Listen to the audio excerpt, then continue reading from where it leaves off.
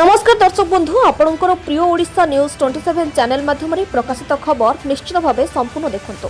रायगड़ा जिला काशीपुर ब्लॉक टिक्री सौंधिक संघर वार्षिक साधारण बैठक टिक्री नटराज पेट्रोलियम पछपट संघर नूतन भाव तैयारी होइतबा घरे अनुष्ठित होइछि। संघर सभापति विजयरत्न चौधरी अध्यक्षतार संघर मेंबर और समस्त सभ्य मानकु नै ए बैठक होइतला। ए संघ 1988 मसीह आरंभ होइतला। संघरे 260 जन सभ्य थिला बोली 700 ऊर्ध्व लोक संख्या रहिछन्ते।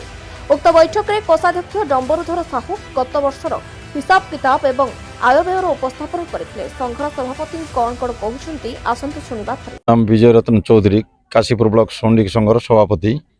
आज जो कार्यक्रम होता प्रति वर्ष आमर एठी वार्षिक साधारण बैठक हुए सेठी लेडीज जेंट्स मीटिंग प्राय 600-700 जन आमर आसथिले।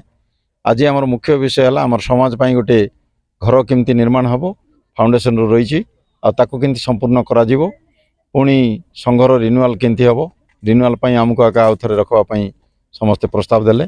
पुणी आमर वार्षिक जो बजेट तैयारी है आगामी दिन में पुओ झील केमती विवाह करें झील संकट जमती घनई ताकू दूर करने मैरेज प्रस्ताव मान सब आसी नुआ मेम्बर किसी ग्रहण करा मृत्युवरण करिथिबा जातिर व्यक्ति को 5000 टंकार क्षतिपूरण संघ पक्षर प्रदान कर आज कार्यक्रम में असंपूर्ण थिबा गृह कार्य को किपरि भाबरे संपूर्ण करा आलोचना होइतला।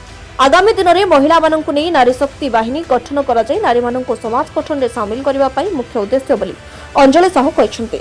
संडिक समाज वार्षिक संगठन आयोजन होईची एठी पाखापाखि 600-700 जन हेबे पुरुष और महिला आम जोग देइथिलु। आ सब माने पुरुष माने ही सब कले हबनी एठी नारी मानकर भी किछि अवदान अछि।